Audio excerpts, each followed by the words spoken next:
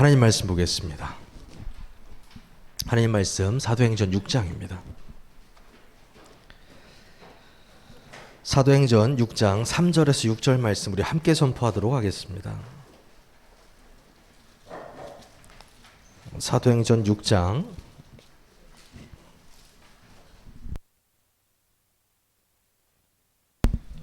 사도행전 6장입니다. 6장 3절에서 6절 말씀 우리 함께 선포하도록 하겠습니다. 시작. 형제들아, 너희 가운데서 성령과 지혜가 충만하여 칭찬받는 사람 7을 택하라. 우리가 이 일을 그들에게 맡기고 우리는 오로지 기도하는 일과 말씀 사역에 힘쓰리라 하니, 온 무리가 이 말을 기뻐하여 믿음과 성령이 충만한 사람 스데반과 또 빌립과 브로그로와 니가노르와 디몬과 바베나와 유대교회에 입교했던 안디옥 사람 니골라를 택하여 사도들 앞에 세우니 사도들이 기도하고 그들에게 안수하니라. 아멘.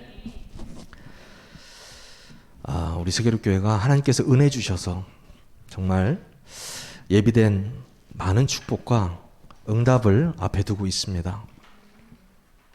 여러분, 오늘 말씀을 통하여서요, 정말 그 신앙생활의 축복을 또 그 힘을 마음껏 회복하는 날 되기를 원합니다.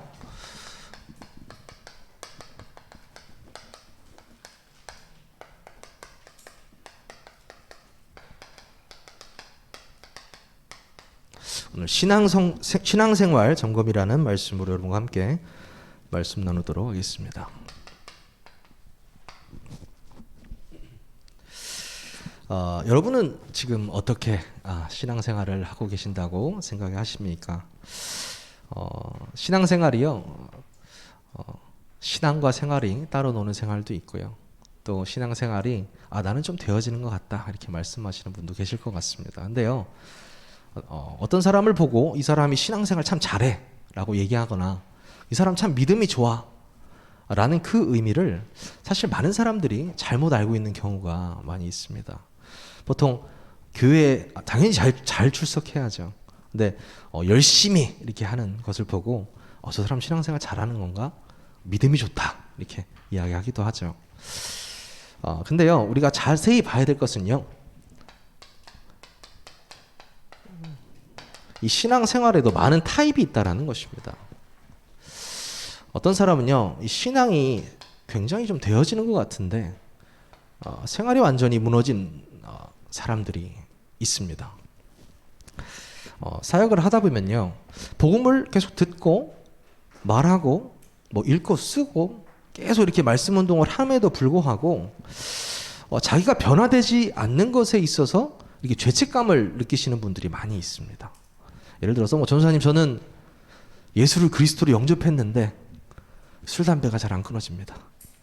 전사님, 저는 예수를 그리스도로 영접을 했는데 이렇게 선행을 하고 싶은데 선행도 안 되어지고 사람이 너무 미워요. 너무 미운 사람이 있어요. 이렇게 얘기하기도 하고요. 저는 분명히 예수를 그리스도 영접했는데 나의 삶이 예수님을 닮아가지 않는 것 같아요. 이렇게 말하시는 분들도 있어요. 일단 여러분들이 아셔야 될 것은요, 이 영적인 것이 가장 1번의 우선순위라는 사실입니다. 이 영이 회복된 사람은요, 반드시 생활은 회복되게 되어 있습니다. 이것은 제가 말씀드리는 것이 아니고요, 예수님께서 말씀하셨습니다. 뭐라고 하셨냐면요, 너희는 뭐라고 하셨습니까? 나는 포도나무요, 너희는 가지라고 말씀하셨어요. 붙어 있기만 하면 어떻게 된다고요?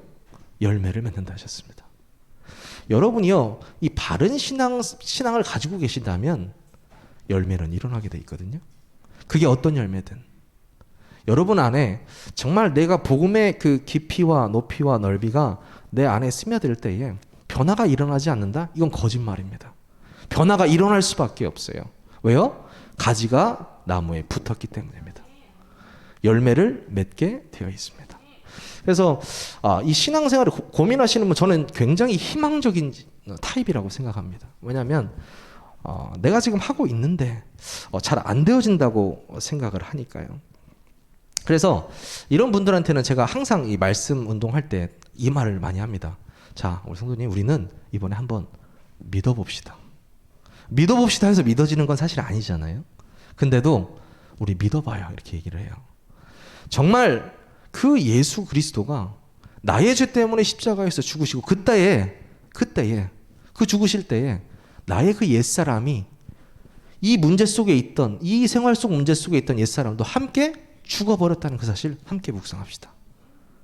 그 복음의 내용을 또 한번 묵상하고 그 성령이 내 안에 함께 하신다라는 걸 다시 한번 묵상해요. 이걸 계속 이야기하거든요. 그 이유가 뭐라고 생각하십니까? 이게 되어지기 때문입니다. 이건 너무나도 당연한 결과죠. 근데요, 어떤 경우는요, 신앙은 이렇게 되고요, 생활이 이렇게 된 사람들이 있습니다. 저는 이런 타입을 제 나름대로 이름 붙이기를 굉장히 좋아하잖아요. 액세서리 신앙생활이다, 이렇게 제가 이렇게 붙였어요. 액세서리 신앙생활. 사실 액세서리는 뭐죠? 나를 빛나게 해주는 거잖아요. 근데 있어도 되고 없어도 되는 거거든요. 그렇죠? 그래서 이 액세서리 신앙생활 하는 사람들은요, 특징이 있어요. 어떤 특징이 있냐? 딱 이걸 만나면 됩니다. 위기를 만나보면 알아요. 위기를 딱 만나보면요, 아, 이 사람 액세서리구나라고 바로 답이 나와요. 왜요? 나의 우선순위가 이게 아니라는 게 바로 나타나기 때문입니다. 네. 영적인 것이 우선순위가 아니고 여기에 매여 있기 때문입니다. 자신의 삶이요, 우선순위가 벌써 딱 삶으로 가 있어요. 너무나 안타깝죠. 저는 개인적으로 우리 어렸을 때 그 랩넌트 대회 이렇게 하지 않습니까? 그러면 그 랩넌트 대회에 가면은 찬양팀이 있어요. 찬양팀 어떻게 합니까? 그때 당시 이제 랩넌트들이 확 일어날 때라서요. 일어나라 전 세계를 향해, 이 찬양이 막 이제 나올 때였습니다. 같이 찬양팀을 하려고 하는데 저보고 저기 백승이도 같이 찬양팀 할래? 이렇게 물어보더라고요. 근데 저는 제 신앙의 양심상 제가 지금 이 상태이기 때문에 나는 앞에서 이 손 들고 찬양하는 게 부끄럽더라고요. 할 수는 있는데 하나님 앞에서, 하나님, 제가 완전히 바닥치고 있는데, 제가 이 생활만 이거 하고 막 육신적인 사람인데 거기서 내가 너무 가식적으로 하지 않습니까? 이렇게 생각을 해서 안 했어요. 근데 제 친구는 똑같은 놈인데 찬양팀에 올라가더니요, 갑자기 무릎 꿇고 막 양손을 들고 찬양을 하기 시작합니다. 그러면서 찬양 바로 끝나고 이제 메시지 딱 시작하기 전에 계단을 내려오면서 저한테 뭐라고 하는지 아십니까? 소주 한잔 하러 가자, 딱 그러더라고요.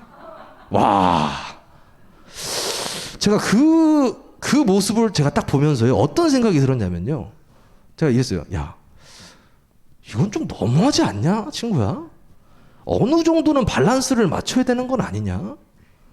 어떻게 막 방금 나는 성령이 임한 줄 알았어, 너한테. 어떻게 그렇게 양손 들고 막 무릎 꿇고 막 이러다가 어떻게 바로 그 술집으로 가냐? 야, 너 대단하다. 지금 참고로 그 친구는 교회를 안 다니고 있습니다.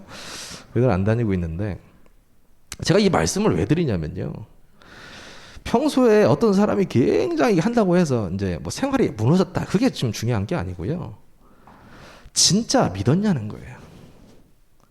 내 찬양의 대상이, 내 경배의 대상이, 내가 믿는, 예배하는 대상이 진짜 하나님이냐는 거예요. 이게 굉장히 중요합니다, 여러분. 신앙생활에 있어서 신앙생활의 대상이 너무나도 중요해요. 근데 그걸 보면서 뭐 제가 지금 정죄하는 말, 저도 상태가 똑같았습니다. 근데 양심적으로 제가 나가서 손 들고 찬양은 못 하겠더라고요. 저는 양심적으로 어느 정도 신앙생활의 밸런스는 맞춰줘야 되는 게 아닌가, 이런 생각을 했었거든요. 근데 많은 사람들이요, 교회 안에서의 생활과 사실 교회 밖에서의 생활이 많이 다릅니다. 근데 그걸 제가 말하고자 하는 것이 아닙니다. 딱 하나예요. 믿고 있느냐. 괜찮습니다. 믿고 있다면 변화되게 되어 있습니다. 포도나무에 붙어 있기 때문입니다. 세 번째 타입은 무엇일 것 같으세요? 이 신앙과 생활이요, 그대로 고여 있는 것입니다. 고여 있는 사람이에요. 제가 어릴 때 만났던 한 친구를 한 10 몇 년 후에 이렇게 만난 적이 있었습니다. 밥집에서요. 근데 제가 신학교를 막 졸업하고 만났는데 이 친구가 이제 얘기를 좀 해보니까 저한테, 와, 우리 백승아, 너는 전도사가 됐구나. 그래서 나 전도사가 됐어. 그래서 내가 바로 물어볼 게 제가 뭐가 있습니까? 너 아직 신앙생활 하니? 이렇게 묻더니 나 신앙생활 잘하고 있어. 이렇게 얘기하더라고요. 너무 감사하다. 진짜 너무 감사하다. 그렇게 얘기하면서 이제 얘기를 밥 먹으면서 조금 하는데, 이 재밌는 게요, 영적인 것 포럼을 좀 하면은요, 바로 드러나요. 그렇죠? 이제 그래, 좀 깊이 얘기가 들어가니까 뭐라고 하냐면 15년 전에 했던 그 상처를 그대로 또 얘기하는 거예요. 15년 전에 있던 상처. 와, 충격 먹었어요. 15년 전에, 그러니까 15년 전에 저에게 말했던 그 상처, 그러니까 15년 전에 그 전에 있던 상처죠. 그 상처 플러스 더 해가지고 그 안에 상처까지 또 플러스해서 그 상처를 저한테 또 말하고 있어요. 그때 제가 어떤 걸 깨달은지 아십니까? 감사가 되어지더라고요. 하나님, 저도 저랬어야 되는 사람인데 제가 감사가 하나도 없고 상처 속에 살다가 진짜 상처받은 것만 계속 기억하고, 그 기억한 것만 옆 사람에게 계속 전달하고, 그 전달된 것이 내 후손에게도 전달될 뻔했는데 감사합니다. 그러면서 기도해 줬어요. 친구야, 내가 너보다 가진 것도 없고 너보다 뭐 이런 것도 없지만 내가 진짜 복음을 깨달은 후에 너무 행복하다. 너무 감사하다. 나는 오랜만에 널 만나서 기분이 너무 좋은데 아직도 네가 그 상처 속에 있는 거 보니까 가슴이 너무 아파. 진짜 신앙생활 제대로 하는 게 어떠냐, 이렇게 얘기를 한 적이 있어요. 근데 사실 그걸 보면서요, 가슴이 아팠던 것은 그대로 고인 채로 신앙생활을 하는 사람들이 있다라는 것입니다. 좀 가슴이 아픈 것 같아요. 왜 그러냐면요, 포도나무에 붙은 가지는 열매를 맺는다고 했는데 고여서 그대로 영적인 문제를 안고 살아가는 거예요. 저 너무 가슴이 아프더라고요. 여러분이요, 여러분 현장에 혹시 여러분 주위에 이런 사람이 있으시다면요, 단호하게 가서 힘을 주셔야 돼요. 어떤 힘을 주시냐? 그 상처에서 완전히 벗어날 수 있는 방법. 그 상처 갖고 있던 너는 이미 그리스도와 십자가 속에서 죽었다라는 거예요. 완전히 사라졌다는 거예요. 너는 새로운 피조물이라 말씀하셨어요. 그 말씀으로 완전히 살려버리시기를 바라겠습니다. 이 세 가지 신앙 타입에서 제가 느끼는 것은 그렇습니다. 하나님께서 원하시는 신앙생활은 도대체 무엇인가? 그러면요, 이 신앙이라는 걸 좀 단어적 표현으로 좀 본다면, 이 신은 당연히 믿을 신이고요. 이 앙은 앙망할 앙, 또 앙모할 앙, 따를 앙, 이런 믿을 앙 이런 거예요. 그래서 믿음으로써 우러러 보는 것을 말하는 거예요. 그 생활을 말하는 거예요. 그러니까 모든 것을 믿음으로 통해서 앙망하는 거예요. 그 생활이 뭐예요? 신앙생활입니다. 신앙생활. 그렇다면요, 이 신앙생활의 정의가 무엇이냐? 가장 중요한 거죠. 하나님을 알고 그 하나님의 주권을 인정하고 하나님의 창조와 그 섭리를, 또 그 구속사역, 예수 그리스도의 죽으심과 부활하심을 믿고요. 그분이 나중에 재림하시고 우리의 심판주로 서실 것, 그거 믿고요. 그것을 어떻게 한다고요? 믿음으로 받아들이는 행위를 신앙이라고 합니다. 즉 신앙은요, 곧 믿음이라는 얘기예요. 너 지금 신앙생활 잘하고 있냐라는 말은 너 믿음 생활을 잘하고 있냐라는 말하고 똑같습니다. 그렇다면 여러분들은 어떤 믿음 생활을 하셔야겠습니까? 너무나 중요하죠. 우리는 성경에서 그 믿음 생활이 무엇인지를 알 수 있습니다. 요한복음 3장 11절에서 15절이죠. 너무나 유명한 일화죠. 니고데모가 찾아왔습니다. 유대인의 지도자 니고데모가 예수님을 찾아왔죠. 그리고 예수님이 말씀하십니다. 너는 이스라엘 선생이 돼가지고 이것도 알지 못하느냐, 이렇게 말씀하세요. 그러면서 뭐라고 하시냐면, 내가 땅의 일을 말하여도 너희가 믿지 아니하는데 하물며 하늘의 일을 말하는데 어떻게 믿겠느냐, 이렇게 말씀하세요. 그러면서 말씀하십니다. 모세가 광야에서 뱀을 든 것 같이 인자도 들려야 하리니 이는 그를 믿는 자마다 영생을 얻게 하려 하심이라. 무슨 말입니까? 모세가 놋뱀을 든 것이 뭐죠? 그 놋뱀이 뭡니까? 뱀한테 이스라엘 백성이 다 물렸을 때 그 놋뱀을 들고 지팡이에 들고 들어서 그걸 본 자는 다 살 것이라고 하나님이 약속하셨죠. 본 자 어떻게 됐습니까? 다 살아버렸습니다. 이 놋뱀은 즉 십자가에 달리실 예수 그리스도를 예표하는 것입니다. 그 말씀하시는 거예요. 내가 모세가 광야에서 뱀을 든 것 같이 인자도 들려야 할 것이다. 그리고 말씀하시는 그를 믿는 자마다 영생을 얻게 하려 하심이라. 내가 그곳에 매달릴 내가 매달릴 건데 나를 믿는 자는 그 믿는 자는 구원을 얻을 것이다.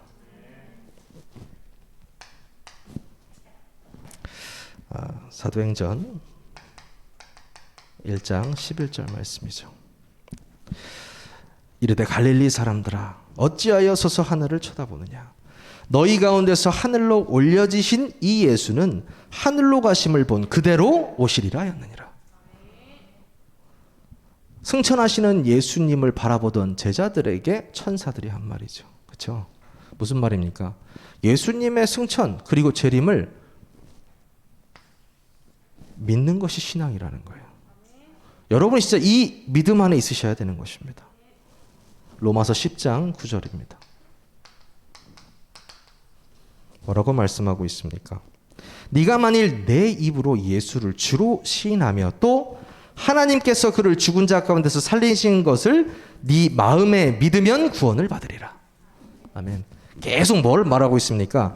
그를 죽은 자 가운데서 살리신 것을 네 마음에 믿으면. 참 이렇게 중요해요. 이 믿음 생활이 곧 신앙 생활이라니까요. 신앙 생활 잘하는 기준은 믿음입니다. 그래서 계속 성경에서는 이 믿음을 말하고 있는 것입니다. 고린도 전서 15장 2절에서 4절이죠.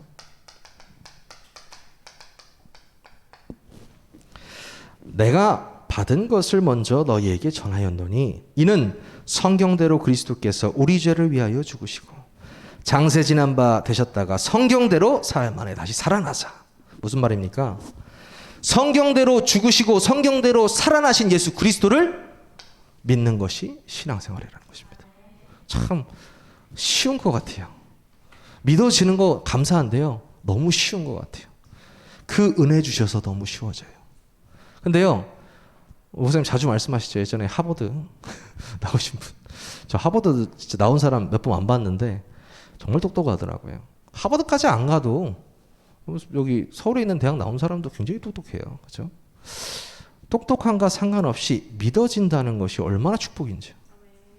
내가 예수가 그리스도로 믿어지고 그분이 나의 구세주라는 것이 믿어지는 게 얼마나 이게 기적 중의 기적 아니겠습니까? 여러분은요 최고의 기적을 체험하신 분들입니다.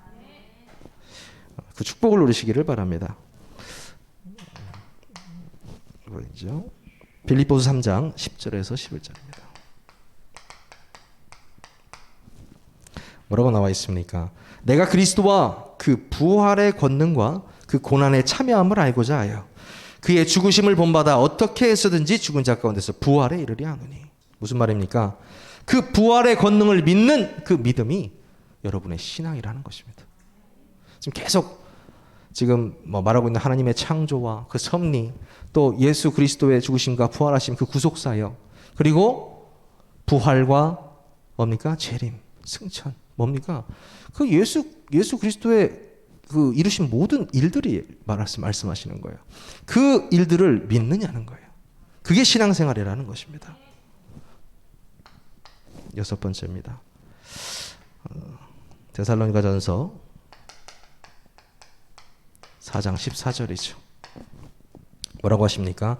우리가 예수께서 죽으셨다가 다시 살아나심을 믿을진데 이와 같이 예수 안에서 자는 자들도 하나님이 그와 함께 데리고 오시리라. 우리가 예수께서 죽으셨다가 다시 살아나심을 믿을진데. 이것도 부활에 대해서 말씀하신 거죠. 성경은요 계속 말씀하고 계십니다. 예수 그리스도의 죽으심과 부활하심을 구약에도 예표하고 있고요. 그 이미 그 예표한 그 말씀이 신약에서 모두 성취되고요. 지금도 성취되고 있습니다. 여러분이 그 여정 속에 함께하고 계십니다. 그래서 이 성경적 전도 운동에 있어서 중직자로서 정말 이 신앙생활에 모델이 된 사람들이 오늘 본문의 말씀에 나와 있습니다. 바로 누굽니까? 7집사죠. 7집사. 저는 감히 제가 임직이 뭐냐고 저에게 물어보신다면 저는 사도행전 6장 3절에서 6절이라고 말씀드리고 싶습니다. 왜냐면요, 오늘 그 본문에 보니까요, 이 7집사를 뽑은 기준이 있는데 정말 이 기준이 임직의 기준이 아닌가라는 생각이 들더라고요. 왜 그러냐면요, 첫 번째 뭐라고 합니까? 말씀 보시죠. 형제들아, 너희 가운데서 성령과 지혜가 충만하여 칭찬받는 사람 7을 택하라. 우리가 이 일을 그들에게 맡기고, 이렇게 나와 있습니다. 지금 다락방 전도운동이 엄청나게 퍼져지면서, 성경적 전도운동이 다락방부터 시작돼서 엄청나게 퍼져지면서 갑자기 많은 사람들이 일어나 버렸습니다. 그러니까 할 일은 너무 많은데 사도들은 정신이 없는 거예요. 그렇다면 여러분은 뭘 뽑아야 되겠습니까? 저 같으면 이렇게 뽑을 수도 있겠어요. 형제들아, 너희 중에 일머리가 끝내주는 사람 7을 택해서 추천해라, 이렇게 말할 수도 있겠죠. 근데 일머리가 뛰어난 사람을 추천하지 않고 뭐라고 하고 있을까요? 첫 번째 조건이죠. 성령과 지혜가 충만하여, 이렇게 나와 있습니다. 뭡니까? 중직자는요, 여기 나오는 이 7명의 안수 집사님이 어떤 사람입니까? 첫 번째가 성령과 지혜가 충만한 자들입니다. 성령이 일단 충만하고요, 그 성령이 주시는 지혜로 충만한 자들이. 그 더 멋있는 건 성령과 지혜 충만한데 그 중에서도 칭찬받는 사람들이. 대단하죠? 이게 첫 번째 기준이었습니다. 이게 무슨 말입니까? 복음으로 끝난 사람들이라는 거예요. 복음으로 이유가 없는 사람들이라는 거예요. 교회에 일을 맡겨도 시험 들지 않는 사람이라는 거예요. 시험뿐만 아니고요, 완전히 책임지는 사람을 말합니다. 저는 이 멋있더라고요. 야, 이런 집사님들 너무 멋있다, 이런 생각이 들었어요. 그러면서 두 번째 기준에 대해서 얘기를 합니다. 4절에 한번 볼까요? 우리는 오로지 기도하는 일과 말씀 사역에 힘쓰리라 하니. 사도들이죠. 이 7명의 집사님을 뽑은 이유가 뭐냐면요, 사도들이 오직 기도와 말씀 사역에 힘쓰게끔 도와주는 거예요. 와, 이 두 번째 조건이더라고요. 지금 이 초대교회 전도 운동이 예수님 승천 이후로 성령 충만 받아서 쭉 이루어져 나가고 있는데, 이 7집사가 세워지는 타이밍이요, 오직 기도와 전도의 말씀 운동에 힘써야 하는 타이밍에 일을 시작하게 되는 겁니다. 와, 이거 너무 멋있더라고요. 이것도 너무 멋있어요. 그래서 진짜 전도자가 말씀과 기도에 전무할 수 있도록, 저도 매일 기도합니다. 우리 담임 목사님이 지금 이제 세계가 코로나라서 많이 못 가시지만, 저희가 작은 교회였을 때도 불구하고 목사님 정말 많이 나가셨잖아요. 맞다, 우리가 세계로 교회니까 당연히 그렇다고 생각을 했는데요. 앞으로요, 정말 세계로 교회가 전 세계를 살리는 축복을 받게 될 거라고 확신해요.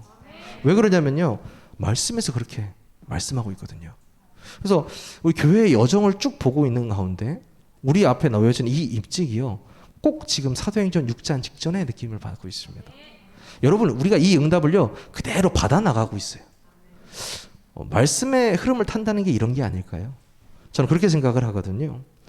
그렇게 하면서 이 7명의 집사님들이 강달의 말씀의 흐름처럼 전도자의 보호자요, 전도자의 동역자로서, 또 식주인으로서, 또 친척으로서, 사랑받는 자로서, 그들의 생명건 헌신이 시작되는 것입니다.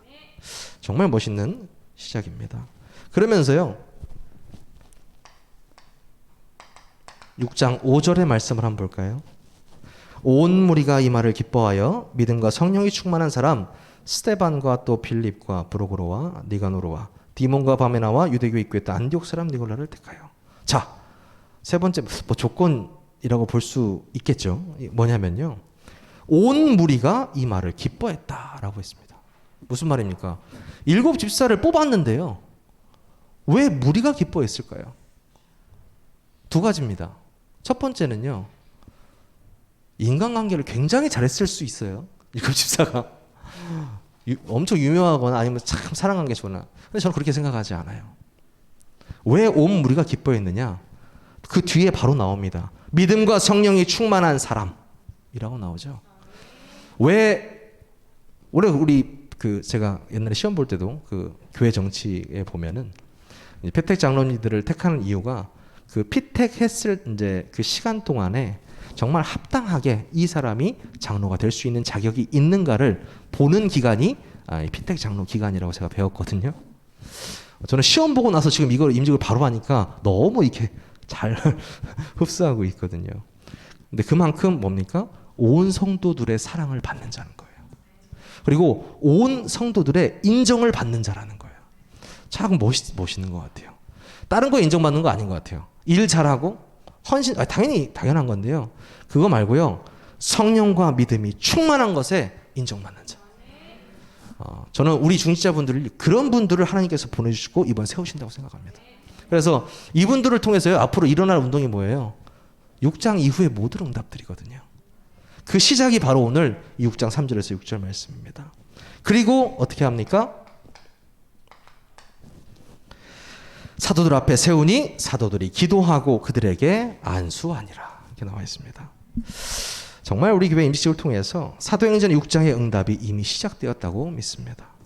이번에 여러분을 세우시면서 하나님께서는요. 진짜 어마어마한 축복들을 우리 교회와 여러분에게 준비하셨을 거라고 확신합니다. 그렇다면요. 이 엄청난 축복을 받은 7 집사님들이 일만 했냐? 그렇지 않거든요. 7 집사 중에 대표적인 2분 바로 이름 나오잖아요. 누구죠? 스데반과 빌립 집사님 나오죠. 8장에 보면 바로 누굽니까? 빌립 집사님에 대해서 나옵니다. 그 빌립 집사님의 인생이요. 이 신앙과 생활이요. 하나가 된 인생이었습니다. 신앙과 생활이 어떻게 해요? 하나가 된 인생. 어떻게 볼 수 있을까요? 이 신앙과 생활이 조화를 이루기 시작하면 가장 먼저 무슨 일이 일어나는지 여러분이 아셔야 되는데요. 사도행전 8장 4절에서 5절 말씀 보면요. 사도행전 8장 4절에서 5절. 뭐라고 합니까? 그 흩어진 사람들이 두루 다니며 복음의 말씀을 전할세. 빌립이 사마리아 성에 내려가 그리스도를 백성에게 전파하니. 자, 나왔죠? 전도 운동이 일어났을 때 정말 사도들이 이 7 집사를 세우고요. 이 7 집사들이 일을 하라고 세운 것처럼 보이는데 아니었습니다. 뭐였습니까? 이 빌립 집사는 뭐였어요? 복음을 증거했습니다. 내가 이 빌립 집사님이 깨달은 예수 그리스도께서 십자가에 죽으신 그 이유가 나의 죄 때문이라는 사실을 깨닫고 체험했기 때문에 말하지 아니할 수 없었어요. 그래서 어떻게 합니까? 증거했습니다. 너무나 신기한 게요. 참 저는 사도행전 보면서 내가 우리 2단계 해서 2단계 돼야겠네가 아니고 한 가지 응답을 받으면 그 다음 응답들이 똑같이 이루어져요. 너무나 신기하지 않아요? 이게 저는 사도행전적 응답이라고 생각합니다. 여기서 어떻게 나오냐면요. 지금 복음을 딱 증거하니까요. 사도행전 8장 6절이죠. 6절에 뭐라고 합니까? 무리가 빌립의 말도 듣고 행하는 표적도 보고 한 마음으로 그가 하는 말을 따르더라. 자, 복음이 증거되면 그 다음에 일어나는 역사입니다. 뭡니까? 빌립의 말을 듣고 표적도 보고 그가 하는 말을 따른다. 여러분이요 현장에서 말하지 아니할 수 없는 이 귀중한 복음을 전달할 때에 그 사람들이 그 말을 듣게 되고 보게 되고 어떻게 됩니까? 따르게 되는 것입니다. 이게 자연스러운 응답의 그 신앙생활의 표본을 이 빌립 집사님 지금 보여주고 계시는 거예요. 그러면서 사도행전 8장 7절이죠. 그 다음에 일어나는 역사가 기가 막히죠. 복음이 증거되는 곳에 어떻게 됩니까? 아까 말씀드렸던 그 복음이 증거되고 빌립의 말을 듣고 보고 표적을 보고 말을 따르는 그 역사가 일어나면서 그 다음 일어나는 일이 뭐냐면요. 8장 7절이죠. 많은 사람에게 붙었던 더러운 귀신들이 크게 소리를 지르며 나가고 또 많은 중풍병자와 못 걷는 사람이 나으니 이렇게 나왔습니다. 복음이 증거되니까요. 현장에 변화가 일어나고요. 그 다음 뭐가 있습니까? 이 사탄이 결박됩니다. 사탄이 결박되는 곳에 성령이 임하고요. 어떻게 뭐가 일어납니까? 치유가 일어납니다. 야, 이게 무슨 사역입니까? 저는요 이것이 신앙생활이라고 생각합니다. 빌립 집사님의 신앙생활이요. 그 이후에 오는 응답도 어마어마하죠. 8절에 뭐라고 했습니까? 그 성에 큰 기쁨이 있더라. 그 지역 복음화를 하나님께서 이루십니다. 그 사마리아 성 전체의 복음으로 인해서 큰 기쁨이 일어나 버리거든요. 무슨 말입니까? 저는 이 응답이요. 우리 중직자분들하고 성도님들이요. 이 신앙생활 시작하셔서 현장에 복음이 증거되고 복음의 변화가 일어나는 그곳에 사단이 결박되고 성령이 임하고 치유의 사역이 일어나고요. 대전과 세종이 완전히 복음화되는 역사. 대전과 세종에 큰 기쁨이 일어나는 역사. 하나님께서 하실 거라고 확신합니다. 여러분요. 지금 이 여정과 축복 속에 계시는 거예요. 그렇다면 여러분은 무엇만 하면 됩니까?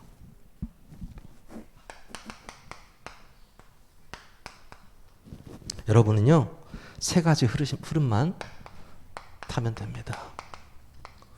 가장 먼저 뭐겠습니까? 바로 말씀의 흐름이죠. 여러분이요. 강단의 말씀을 통해서 진짜 이 흐름을 통해서 새 힘을 얻으시기를 바라겠습니다. 어떻게 힘을 얻냐고요? 아까도 제가 그 신앙생활이 그대로인 사람 제가 말씀을 드렸잖아요. 전 이게 왜인지 느낌이 오더라고요. 성경에 보면 물을 하나님 말씀으로 표현한 구절들이 굉장히 많습니다. 그래서 강단의 말씀을 성전에서 내려온 물로 표현을 해요. 그죠? 그러면 성전에서 흘러내려온 물이 어디로 가죠? 온 사방 천지로 물이 흘러 들어가죠. 흐르던 물에는 어떻게 됩니까? 썩지를 않아요. 그렇죠? 그 흐르는 물을 매일 먹고 마시는 사람들 어떨까요? 건강합니다. 건강하죠. 고인 물을 먹고 사는 사람 어떻게 될까요? 네, 직접적으로 제가 보진 않았지만 그렇습니다. 진짜 이 고인 물은 썩게 되어 있어요. 그만큼요. 이 강단의 말씀의 흐름을 탄다는 말은요. 여러분이 생명처럼 붙잡으셔야 됩니다. 성전에서부터 흘러나오는 그 강단의 말씀이 나를 매일 적시는구나. 나의 생명수구나. 이 흐름을 타시기를 바라고요. 그 다음 흐름 뭡니까? 그 말씀을 붙잡고 여러분이 오로지 기도하시는 것입니다. 그 기도가 없다면요. 이 6장의 응답은 시작도 되지 않아요.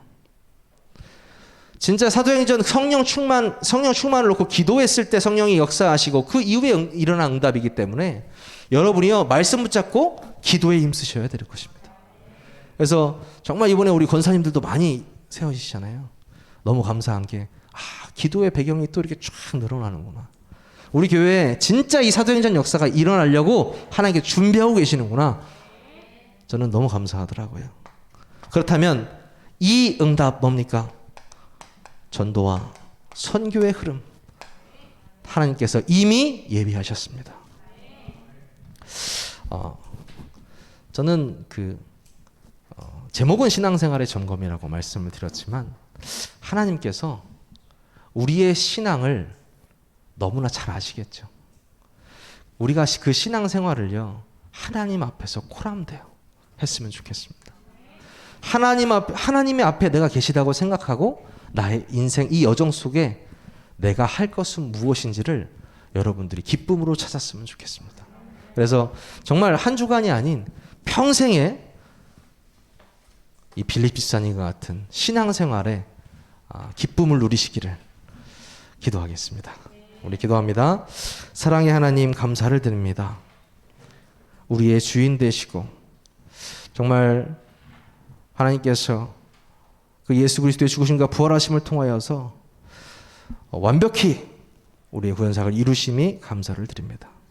하나님 정말 바른 신앙생활을 통하여서 빌립 지사와 같이 한 성에 큰 기쁨이 있었던 역사가 일어날 수 있도록 우리에게 먼저 성령의 충만함을 허락하여 주시옵소서. 그 성령의 충만함과 역사를 통하여서 우리 삶 속에 정말 이 세 가지 흐름을 타고 이 대전과 세종을 복음화 하는데 하나님께서 우리 세계롭교회 모든 성도님들과 중직자분들을 사용하여 주시옵소서.